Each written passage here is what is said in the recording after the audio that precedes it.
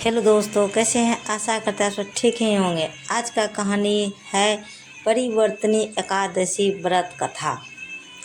परिवर्तनी एकादशी का व्रत आज रखा जाएगा। मान्यता है कि इस दिन भगवान विष्णु क्षीर सागर में चतुर्मास की निद्रा के दौरान करवट बदलते हैं। इस दिन विष्णु भगवान का व्रत करके विधि विधान से पूजा करने और व्रत कथा का पाठ करने से और पढ़ने से आपको व्रत का संपूर्ण फल प्राप्त होता है। इस एकादशी को जलझुर्णी एकादशी और पदा एकादशी भी कहते हैं। आइए आपको बताते हैं परिवर्तनी एकादशी की संपूर्ण व्रत कथा विस्तार से। युधिष्ठिर कहने लगे कि हे भगवान, भाद्रपद शुक्ल एकादशी का क्या नाम है? इसकी विधि तथा इसका महत्व कृपा करके कहिए। तब भगवान श्री कृष्ण कहने लगे कि इस पुण्य, स्वर्ग और मोक्ष को देने वाली तथा सब पापों का नाश करने वाली उत्तम वामन एकादशी का महत्व मैं तुमसे कहता हूँ, तुम ध्यानपूर्वक सुनो। यह पद्मा परिवर्तनी एकादशी जयंती एकादशी भी कहलाती है। इसका यज्ञ करने से वाजपेयी यज्ञ का फल मिलता है। पापियों के पाप नाश करने के लिए इससे बढ़कर कोई उपाय नहीं है। जो मनुष्य इस एकादशी के दिन मेरी बावन रूप की पूजा करता है, उससे तीनों लोग पूज्य होते हैं। अतः मोक्ष की इच्छा करने वाले मनुष्य इस व्रत को अवश्य करें। जो कमल नयन भगवान का कमल से पूजन करते हैं, वे अवश्य भगवान के समीप जाते हैं। जिसने भाद्रपद शुक्ल एकादशी को व्रत और पूजन किया, उसने ब्रह्मा विष्णु सहित तीनों लोकों का पूजन किया। अतः हर रविवार सार अर्थात एकादशी का व्रत अवश्य करना चाहिए। इस दिन भगवान करवट लेते हैं, इसलिए इसको परिवर्तनी एकादशी भी कहते हैं। भगवान के वचन सुनकर युधिष्ठिर बोले कि भगवान, मुझे अति संदेह हो रहा है कि आप किस प्रकार सोते हैं और करवट लेते हैं तथा किस तरह राजा बलि को बांधा और वामन रूप रखकर क्या क्या लीलाएं की। चातुर्मास के व्रत की क्या विधि है तथा आपके शयन करने पर मनुष्य का क्या कर्तव्य है, सो आप मुझसे विस्तार से बताइए। श्री कृष्ण कहने लगे कि हे राजन, अब आप सब पापों को नष्ट करने वाली कथा का श्रवण करें। त्रेता युग में बलि नामक एक दैत्य था। वह मेरा परम भक्त था। विविध प्रकार के वेद सूक्तों से मेरा पूजन किया करता था और नित्य ही ब्राह्मणों का पूजन तथा यज्ञ के आयोजन करता था। लेकिन इंद्र से द्वेष के कारण उसने इंद्रलोक तथा सभी देवताओं को जीत लिया। इस कारण सभी देवता एकत्र होकर सोच विचार कर भगवान के पास गए।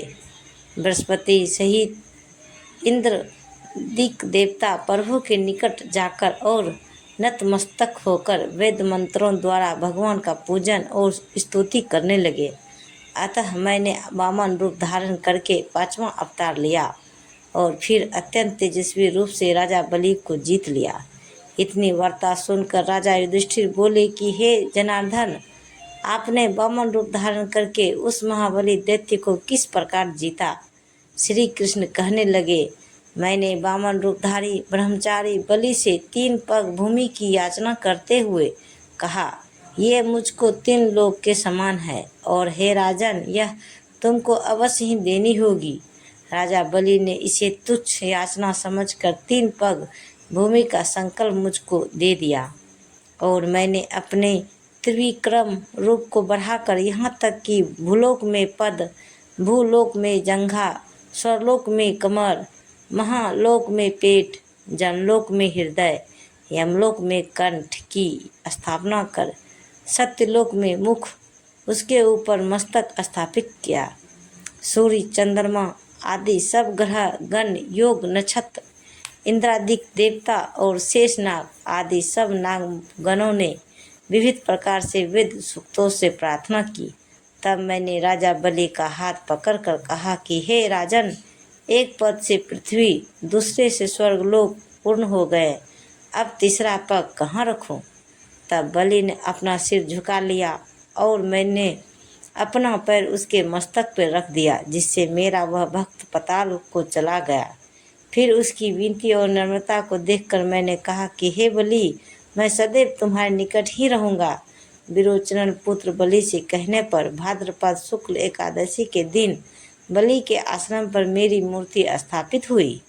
इसी प्रकार दूसरी क्षीर सागर में शेषनाग के पृष्ठ पर हुई। हे राजन, इस एकादशी को भगवान शयन करते हुए करवट लेते हैं, इसलिए तीनों लोकों के स्वामी भगवान विष्णु का उस दिन पूजन करना चाहिए। इस दिन तांबा, चांदी, चावल और दही का दान करना उचित है। रात्रि को जागरण अवश्य करना चाहिए। जो विधि पूर्वक इस एकादशी का व्रत करते हैं वे सब पापों से मुक्त होकर स्वर्ग में जाकर चंद्रमा के समान प्रकाशित होते हैं और यश पाते हैं। जो पाप नाशक इस कथा को पढ़ते या सुनते हैं उनको 1000 अश्वमेध यज्ञ का फल प्राप्त होता है। कृष्ण भगवान की जय। तो गाइज, ये कहानी आपको सुनने में कैसा लगा हमें कमेंट में ज़रूर बताएं और ऐसे ही वीडियो देखने के लिए हमारे चैनल को सब्सक्राइब करें और वीडियो को लाइक ज़रूर करें। धन्यवाद। तो गाइज, मिलते हैं अगले वीडियो के साथ। तब तक बाय बाय गाइज।